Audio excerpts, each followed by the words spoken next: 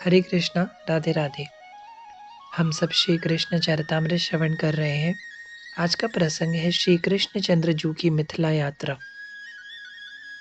मिथिला की भूमि धन्य है, ज्ञान का क्षेत्र, और जब से श्री भगवती सियाजू ने इस भूमि से अवतार लिया है, तब से यह भूमि शिव ब्रह्मादि भी पूज्य हो गई थी। इस मिथिला के सिंहासन में जो भी बैठा वह विदेह की ही था।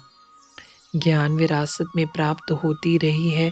यहाँ के राजाओं को विदेह उपाधि से यहाँ के सब राजा अलंकृत रहे थे। विदेह महाराज शीलध्वज ने जब से अपनी धिया सियाजू का कन्यादान भगवत श्री राघवेंद्र सरकार को किया, उस समय का वह अद्भुत वर्णन स्वयं सृष्टिकर्ता ब्रह्मा भी नहीं कर सके थे। सुधी ब्रह्मा की भी सुधी खो गई थी। हम मिथिला की यात्रा में जाएंगे। कुरुक्षेत्र से द्वारिका लौटने के बाद आज अपनी सभा में श्री कृष्ण चंद्रजू ने यह घोषणा कर दी, हम सब जाएंगे। श्री कृष्ण पुत्रों ने उत्साह दिखाया, पर नहीं, श्री कृष्ण ने कहा, मेरे साथ विरक्त ही चलेंगे। मेरे साथ मिथिला में वही जाएगा जो वितराग हो, देहाभिमान जिनका गलित हो चुका हो। ऐसे कौन है यहाँ? अनिरुद्ध ने सभा की ओर देखकर अपने अपने दादा श्री कृष्ण से पूछा था। देवऋषि नारद। श्री कृष्ण ने जैसे ही नाम लिया, नभ से देवऋषि उतर आए थे। उनका आदर किया। श्री कृष्ण ने उन्हें बिठाया। सनकादि ऋषि, देवल, असित, शुकदेव, अंगीरा, व्यास चकित होकर सभासद देख रहे हैं नभ की ओर, और नभ से यह सब ऋषि पधार रहे थे। इन सब का आदर सत्कार करते हुए श्री कृष्ण चंद्र ने चरण वंदन किया और कहा, मैं मिथिला की यात्रा करना चाहता हूँ और भगवान आपका सानिध्य इस यात्रा में मुझे प्राप्त हो, यही मेरी प्रार्थना है। श्री कृष्ण की प्रार्थना सुनकर ऋषि आनंदित हो उठे थे।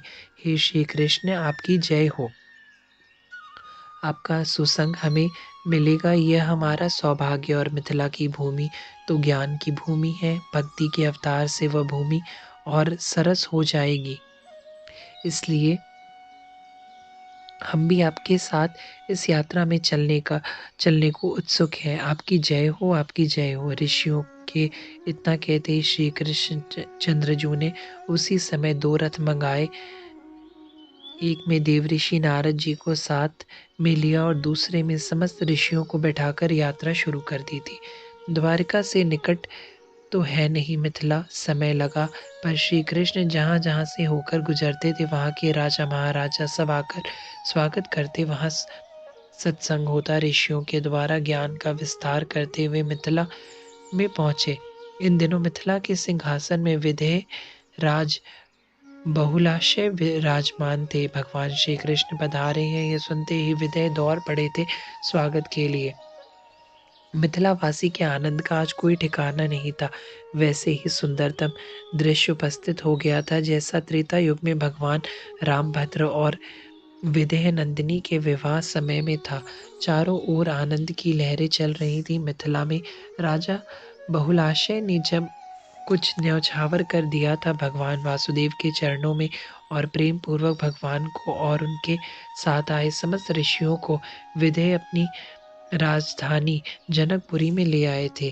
क्यों नहीं लाएंगे? यह मेरे भगवान श्री कृष्ण वो भगवान है, और भगवान मात्र राजाओं के नहीं होते, वो तो सबके होते हैं। जो पूर्ण उसमें प्रपन्न हो उनके होते हैं। ये ब्राह्मण था जी, शुद्ध देव इसका नाम था। मिथिला का ही है ये, पर राजधानी जनकपुर में ना रह कर दूधमती जनकपुर मिथिला में यह एक पवित्र नदी है। तट पर इसने अपनी कुटिया बनाई थी। यह अयाचक था, किसी से कुछ मांगना नहीं था। अयाचक था, इसलिए दूधमती का जल मात्र पी कर यह जब तब साधन में लीन रहता था।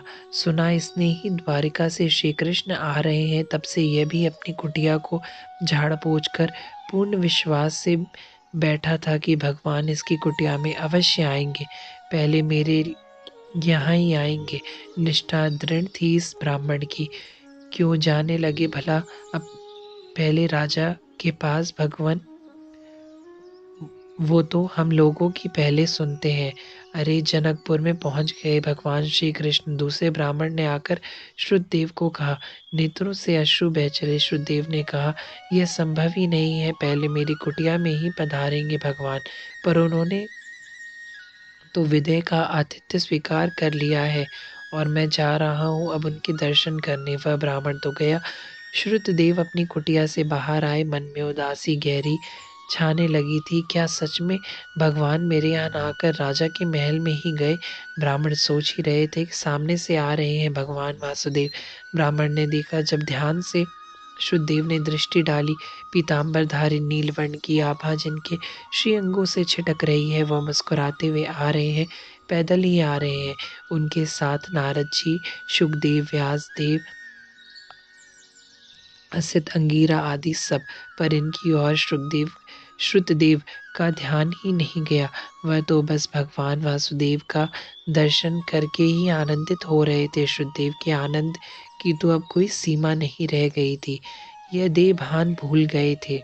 जलपात्र निकट था, उसी जलपात्र को बजाते हुए श्रुतदेव नाचने लगे से सात्विक भाव सब दृष्टिगोचर होने लगे। श्रुतदेव के देह में नेत्रों से अश्रु की धार बह चली थी। उनकी ऐसी दृष्टि देखकर श्री कृष्ण चंद्रजू ने उनके मस्तक में अपने हाथ रख दिए और कहा, आप भक्त हैं, परम भक्त। मैं इसलिए आपकी कुटिया में आया हूँ। आप मेरे लिए निष्ठावान है, आप मुझसे प्रेम करते हैं, किंतु हे शुद्धदेव, यह कृष्ण अपनी पूजा से इतना प्रसन्न नहीं होता जितनी सत्पुरुषों की पूजा से होता है।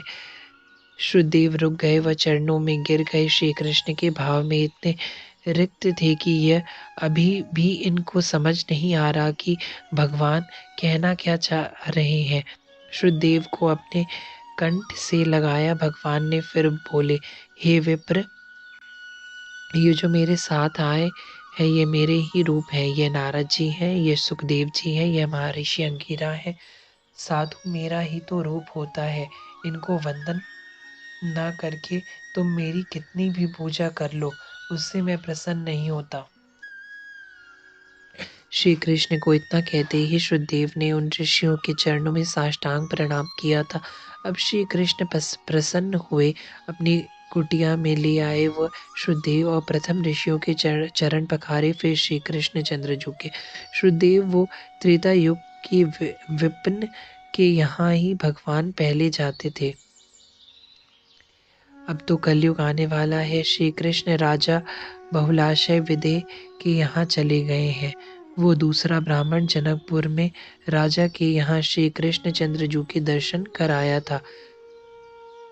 तू भी जा शुद्धदेव, अब यहाँ नहीं आएंगे भगवान श्री कृष्ण।